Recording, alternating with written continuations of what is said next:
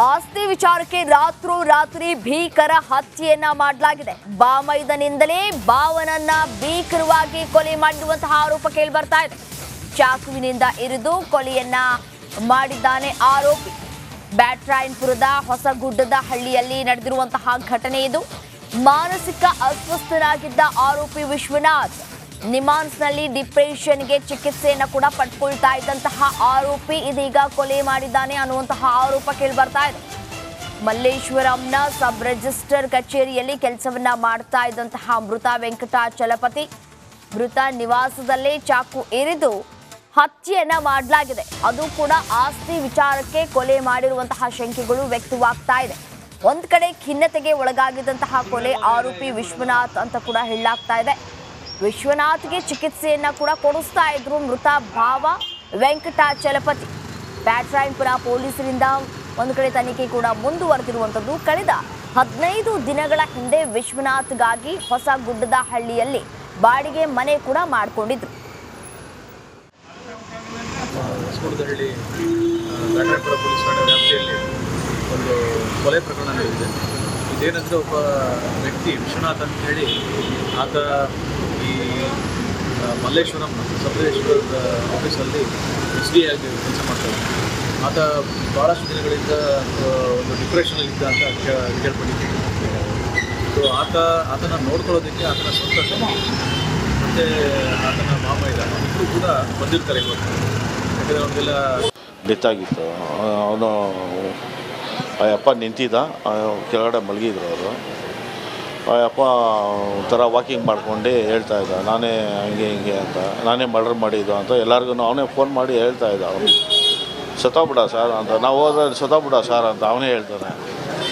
ಸರಿ ಅಂದ್ಬಿಟ್ಟು ನಾವು ಪೊಲೀಸವ್ರಿಗೆಲ್ಲ ಆಂಬುಲೆನ್ಸ್ಗೆಲ್ಲ ಫೋನ್ ಮಾಡಿ ಅಷ್ಟರಲ್ಲಿ ಎಲ್ಲ ಬಂದು ಮಜಾರೆಲ್ಲ ಮಾಡಿದ್ದಾರೆ. ಅವನು ಇಲ್ಲೇ ಇದ್ದ. ಯಾರು ಸರ್?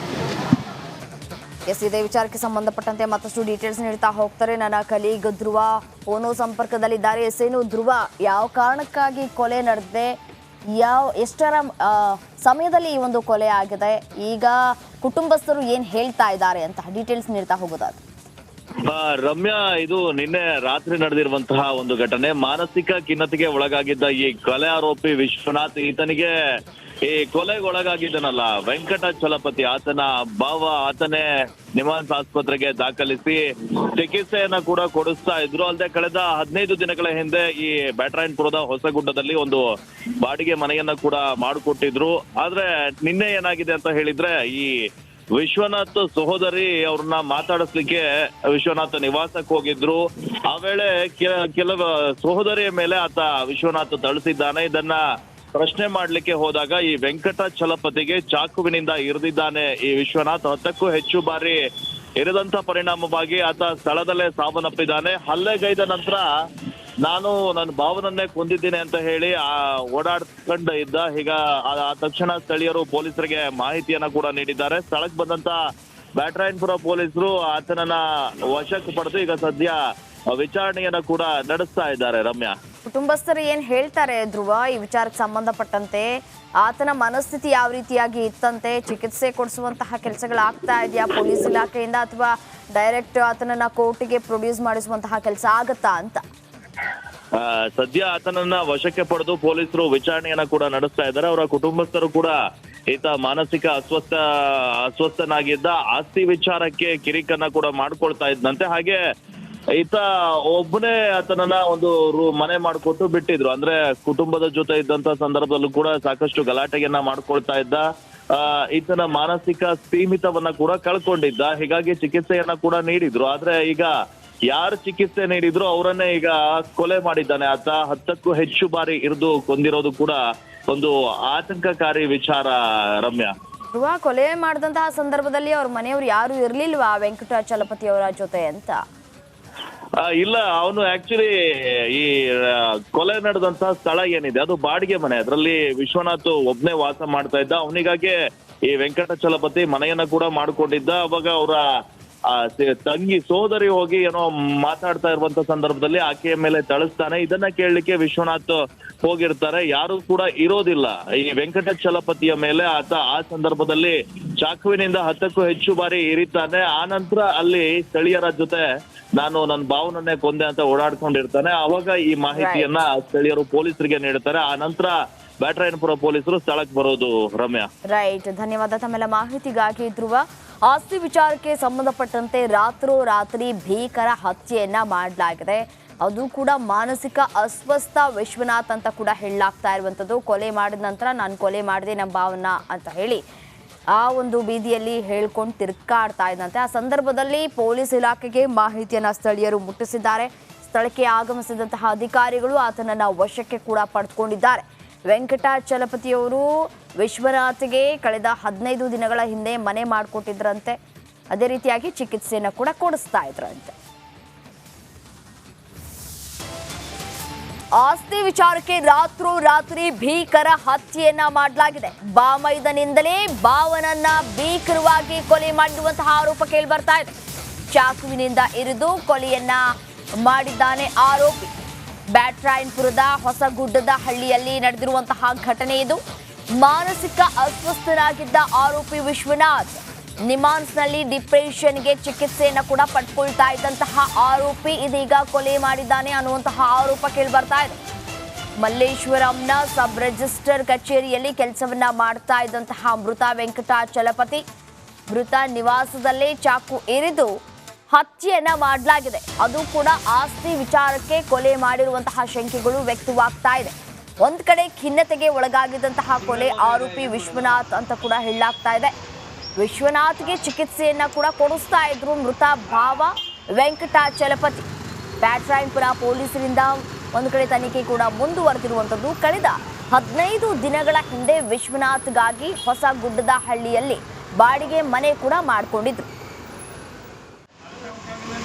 ಹೊಸಗುಡ್ಡದಹಳ್ಳಿ ಬ್ಯಾಟರಾಯನಪುರ ಪೊಲೀಸ್ ಠಾಣೆ ವ್ಯಾಪ್ತಿಯಲ್ಲಿ ಒಂದು ಕೊಲೆ ಪ್ರಕರಣ ನಡೆದಿದೆ.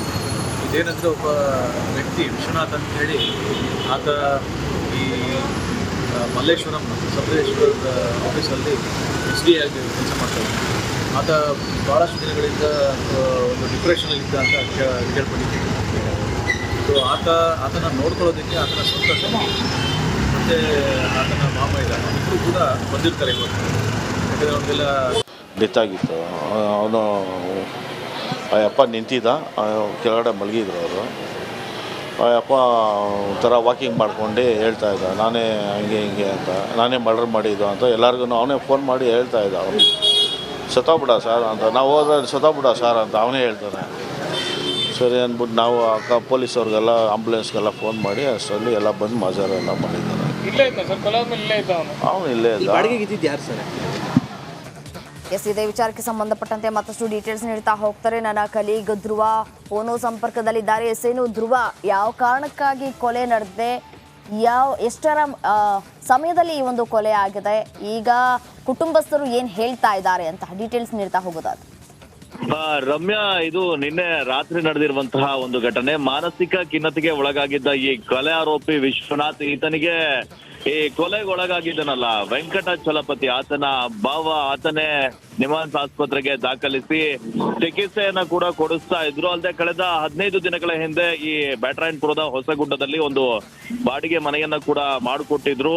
ಆದ್ರೆ ನಿನ್ನೆ ಏನಾಗಿದೆ ಅಂತ ಹೇಳಿದ್ರೆ, ಈ ವಿಶ್ವನಾಥ್ ಸಹೋದರಿ ಅವ್ರನ್ನ ಮಾತಾಡಿಸ್ಲಿಕ್ಕೆ ವಿಶ್ವನಾಥ್ ನಿವಾಸಕ್ಕೆ ಹೋಗಿದ್ರು.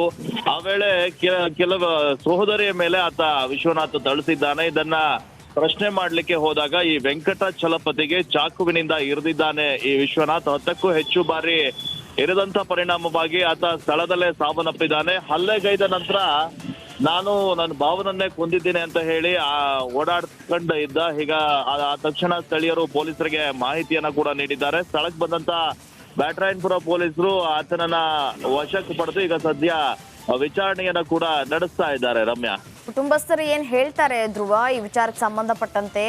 ಆತನ ಮನಸ್ಥಿತಿ ಯಾವ ರೀತಿಯಾಗಿ ಇತ್ತಂತೆ? ಚಿಕಿತ್ಸೆ ಕೊಡಿಸುವಂತಹ ಕೆಲಸಗಳಾಗ್ತಾ ಇದೆಯಾ ಪೊಲೀಸ್ ಇಲಾಖೆಯಿಂದ, ಅಥವಾ ಡೈರೆಕ್ಟ್ ಆತನನ್ನ ಕೋರ್ಟಿಗೆ ಪ್ರೊಡ್ಯೂಸ್ ಮಾಡಿಸುವಂತಹ ಕೆಲಸ ಆಗತ್ತಾ ಅಂತ? ಸದ್ಯ ಆತನನ್ನ ವಶಕ್ಕೆ ಪಡೆದು ಪೊಲೀಸರು ವಿಚಾರಣೆಯನ್ನ ಕೂಡ ನಡೆಸ್ತಾ ಇದ್ದಾರೆ. ಅವರ ಕುಟುಂಬಸ್ಥರು ಕೂಡ ಈತ ಮಾನಸಿಕ ಅಸ್ವಸ್ಥನಾಗಿದ್ದ. ಆಸ್ತಿ ವಿಚಾರಕ್ಕೆ ಕಿರಿಕನ್ನ ಕೂಡ ಮಾಡ್ಕೊಳ್ತಾ ಇದ್ದಂತೆ. ಹಾಗೆ ಈತ ಒಬ್ಬನೇ ಆತನನ್ನ ಒಂದು ಮನೆ ಮಾಡ್ಕೊಟ್ಟು ಬಿಟ್ಟಿದ್ರು. ಅಂದ್ರೆ ಕುಟುಂಬದ ಜೊತೆ ಇದ್ದಂತ ಸಂದರ್ಭದಲ್ಲೂ ಕೂಡ ಸಾಕಷ್ಟು ಗಲಾಟೆಯನ್ನ ಮಾಡ್ಕೊಳ್ತಾ ಇದ್ದ. ಈತನ ಮಾನಸಿಕ ಸ್ಥೀಮಿತವನ್ನ ಕೂಡ ಕಳ್ಕೊಂಡಿದ್ದ. ಹೀಗಾಗಿ ಚಿಕಿತ್ಸೆಯನ್ನ ಕೂಡ ನೀಡಿದ್ರು. ಆದ್ರೆ ಈಗ ಯಾರು ಚಿಕಿತ್ಸೆ ನೀಡಿದ್ರು ಅವರನ್ನೇ ಈಗ ಕೊಲೆ ಮಾಡಿದ್ದಾನೆ ಆತ. 10ಕ್ಕೂ ಹೆಚ್ಚು ಬಾರಿ ಇರಿದು ಕೊಂದಿರೋದು ಕೂಡ ಒಂದು ಆತಂಕಕಾರಿ ವಿಚಾರ ರಮ್ಯಾ. ಧ್ರುವ ಕೊಲೆ ಮಾಡಿದಂತಹ ಸಂದರ್ಭದಲ್ಲಿ ಅವ್ರ ಮನೆಯವರು ಯಾರು ಇರ್ಲಿಲ್ವಾ ವೆಂಕಟಾಚಲಪತಿ ಅವರ ಜೊತೆ ಅಂತ? ಇಲ್ಲ, ಅವನು ಆಕ್ಚುಲಿ ಈ ಕೊಲೆ ನಡೆದಂತಹ ಸ್ಥಳ ಏನಿದೆ ಅದು ಬಾಡಿಗೆ ಮನೆ. ಅದರಲ್ಲಿ ವಿಶ್ವನಾಥ್ ಒಬ್ನೇ ವಾಸ ಮಾಡ್ತಾ ಇದ್ದ. ಅವನಿಗಾಗಿ ಈ ವೆಂಕಟಾಚಲಪತಿ ಮನೆಯನ್ನ ಕೂಡ ಮಾಡ್ಕೊಂಡಿದ್ದ. ಅವಾಗ ಅವರ ತಂಗಿ ಸೋದರಿ ಹೋಗಿ ಏನೋ ಮಾತಾಡ್ತಾ ಇರುವಂತ ಸಂದರ್ಭದಲ್ಲಿ ಆಕೆಯ ಮೇಲೆ ತಳಿಸ್ತಾನೆ. ಇದನ್ನ ಕೇಳಲಿಕ್ಕೆ ವಿಶ್ವನಾಥ್ ಹೋಗಿರ್ತಾರೆ. ಯಾರು ಕೂಡ ಇರೋದಿಲ್ಲ. ಈ ವೆಂಕಟಾಚಲಪತಿಯ ಮೇಲೆ ಆತ ಆ ಸಂದರ್ಭದಲ್ಲಿ ಚಾಕುವಿನಿಂದ 10ಕ್ಕೂ ಹೆಚ್ಚು ಬಾರಿ ಇರಿತಾನೆ. ಆ ನಂತರ ಅಲ್ಲಿ ಸ್ಥಳೀಯರ ಜೊತೆ ನಾನು ನನ್ನ ಭಾವನನ್ನೇ ಕೊಂದೆ ಅಂತ ಓಡಾಡ್ಕೊಂಡಿರ್ತಾನೆ. ಅವಾಗ ಈ ಮಾಹಿತಿಯನ್ನ ಸ್ಥಳೀಯರು ಪೊಲೀಸರಿಗೆ ನೀಡ್ತಾರೆ. ಆ ನಂತರ ಬ್ಯಾಟರಾಯನಪುರ ಪೊಲೀಸರು ಸ್ಥಳಕ್ಕೆ ಬರೋದು ರಮ್ಯಾ. ರೈಟ್, ಧನ್ಯವಾದ ತಮ್ಮೆಲ್ಲ ಮಾಹಿತಿಗಾಗಿ ಧ್ರುವ. ಆಸ್ತಿ ವಿಚಾರಕ್ಕೆ ಸಂಬಂಧಪಟ್ಟಂತೆ ರಾತ್ರೋರಾತ್ರಿ ಭೀಕರ ಹತ್ಯೆಯನ್ನ ಮಾಡಲಾಗಿದೆ. ಅದು ಕೂಡ ಮಾನಸಿಕ ಅಸ್ವಸ್ಥ ವಿಶ್ವನಾಥ್ ಅಂತ ಕೂಡ ಹೇಳಲಾಗ್ತಾ ಇರುವಂಥದ್ದು. ಕೊಲೆ ಮಾಡಿದ ನಂತರ ನಾನು ಕೊಲೆ ಮಾಡಿದೆ ನಮ್ಮ ಭಾವನ ಅಂತ ಹೇಳಿ ಆ ಒಂದು ಬೀದಿಯಲ್ಲಿ ಹೇಳ್ಕೊಂಡು ತಿರ್ಗಾಡ್ತಾ ಇದ್ದಂತೆ. ಆ ಸಂದರ್ಭದಲ್ಲಿ ಪೊಲೀಸ್ ಇಲಾಖೆಗೆ ಮಾಹಿತಿಯನ್ನ ಸ್ಥಳೀಯರು ಮುಟ್ಟಿಸಿದ್ದಾರೆ. ಸ್ಥಳಕ್ಕೆ ಆಗಮಿಸಿದಂತಹ ಅಧಿಕಾರಿಗಳು ಆತನನ್ನ ವಶಕ್ಕೆ ಕೂಡ ಪಡೆದುಕೊಂಡಿದ್ದಾರೆ. ವೆಂಕಟಾಚಲಪತಿಯವರು ವಿಶ್ವನಾಥ್ಗೆ ಕಳೆದ 15 ದಿನಗಳ ಹಿಂದೆ ಮನೆ ಮಾಡಿಕೊಟ್ಟಿದ್ರಂತೆ. ಅದೇ ರೀತಿಯಾಗಿ ಚಿಕಿತ್ಸೆಯನ್ನು ಕೂಡ ಕೊಡಿಸ್ತಾ ಇದ್ರಂತೆ.